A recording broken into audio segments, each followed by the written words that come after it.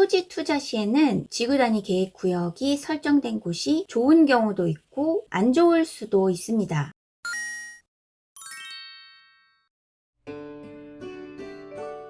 안녕하세요. 땅나와입니다. 우리나라의 국토는 선 계획 후 개발을 원칙으로 먼저 개발 계획을 한 후에 개발 계획에 따라서 개발이 이루어집니다. 그래서 토지 투자하기 전에 어떻게 개발이 되는지 개발 계획에 대해서 미리 알아보고 투자를 하는 것이 좋습니다. 미리 그려진 개발 지도를 보고서 어디에 도로가 날지 어디에 철도가 날지 예측을 하고 투자를 해야 실패를 줄일 수가 있습니다. 이런 개발 계획은 크게 국토종합계획, 광역도시계획, 도시기본계획, 도시관리계획으로 나누어집니다. 국토종합계획은 국토 전역을 대상으로 하여 국토의 장기적인 발전 방향을 제시하는 종합계획입니다. 광역도시계획은 둘 이상의 특별시, 광역시, 특별자치시, 특별자치도, 시 또는 군의 공간구조 및 기능을 상호 연계시키고 환경을 보전하며 광역시설을 체계적으로 정비하기 위하여 국토교통부 장관 또는 시도지사가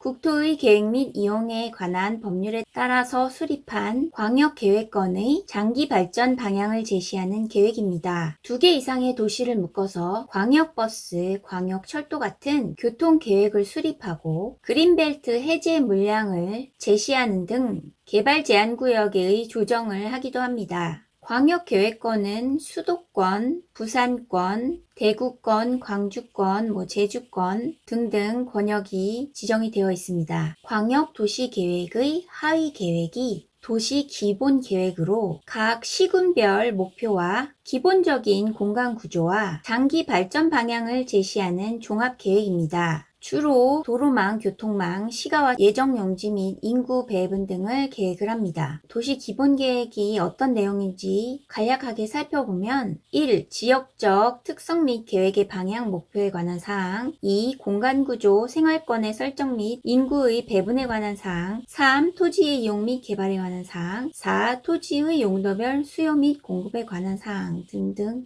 장기 발전 방향에 대한 성격을 띠고 있습니다. 이런 도시기본계획은 상위계획인 국토종합계획과 광역도시계획 내용을 수용해서 발전계획을 수립을 합니다. 도시기본계획의 하위계획이 도시관리계획입니다. 도시관리계획은 도시의 개발, 정비, 보전을 위하여 상위계획인 광역도시계획 및 도시기본계획에서 제시된 도시의 장기적인 발전 방향을 도시공간에 구체화하는 법정계획을 말합니다. 도시관리계획은 주민들의 실제 건축행위와 직접적으로 관련되는 건폐율, 용적률, 층수 등의 기준 등을 정합니다. 도시관리계획의 내용은 토지 이용, 교통, 환경, 경관, 안전, 산업, 정보, 통신, 보건, 복지, 안보, 문화 등으로 다음과 같습니다. 1. 용도지역, 용도지구의 지정 변경에 관한 계획 2. 개발제한구역, 도시자연공원구역, 시가와 조정구역, 수산자원보호구역의 지정 변경에 관한 계획 3. 기반시설의 설치, 정비, 개량에 관한 계획 4. 도시개발 사업이나 정비사업에 관한 계획 5. 지구단위 계획구역의 지정 변경에 관한 계획과 지구단위 계획 6. 입지규제 최소구역의 지정 변경에 관한 계획과 입지규제 최소구역 계획 5번을 보면 지구단위 계획구역의 지정 변경에 관한 계획과 지구단위 계획이라고 되어 있습니다. 도시관리계획구역 내용 중에 하나에 지구단위 계획구역이 들어가 있습니다. 지구단위 계획구역이란 도시계획 수립 대상 지역의 일부에 대하여 토지 이용 계획을 합리화하고 그 기능을 증진시키며 미관을 개선하고 양호한 환경을 확보하며 그 지역을 체계적이고 계획적으로 관리하기 위하여 수립하는 도시관리 계획으로 결정 고시한 구역을 말합니다. 난개발이 마구 일어나면 도시가 비계획적이고 무질서해지는데 이것은 선 계획 후 개발을 한 것이 아닌 개발을 먼저 했기 때문에 일어난 현상입니다. 이러한 마구잡이식의 난개발을 방지하고 기반시설을 미리 확보하기 위해서 지구단위 계획 구역을 지정하게 되는 것입니다. 국가산업단지가 들어오는 송산그린시티 산업단지 내부의 토지 이용계획 확인원을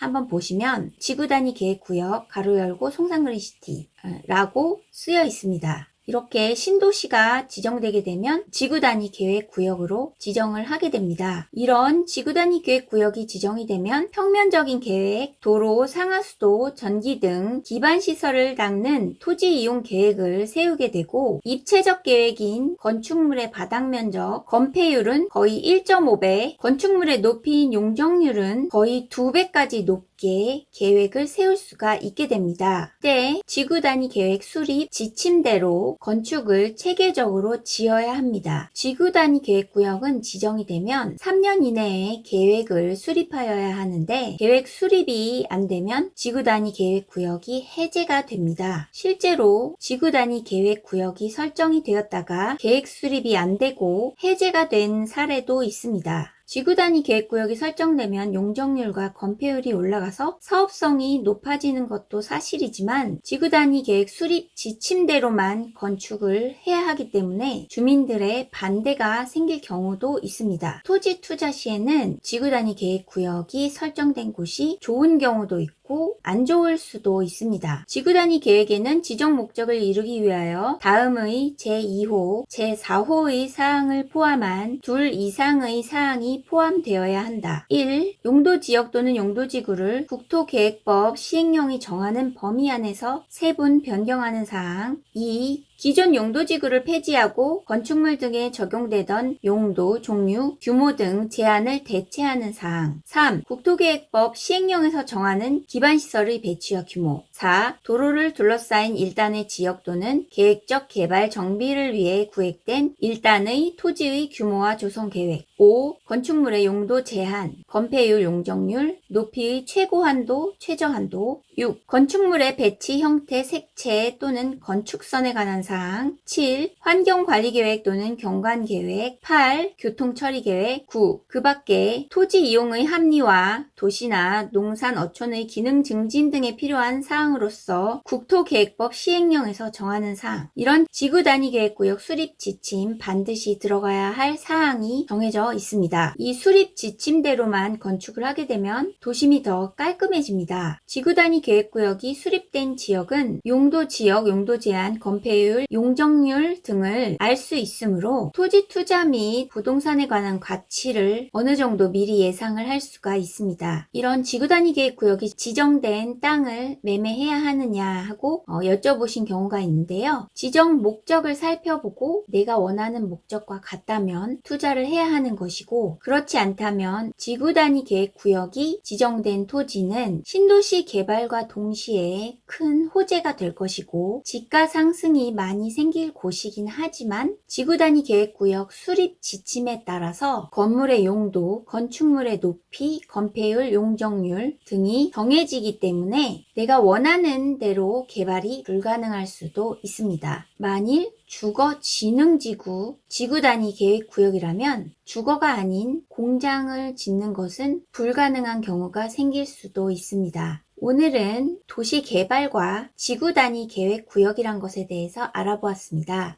도움이 되셨다면 구독과 좋아요, 알림 설정 부탁드립니다.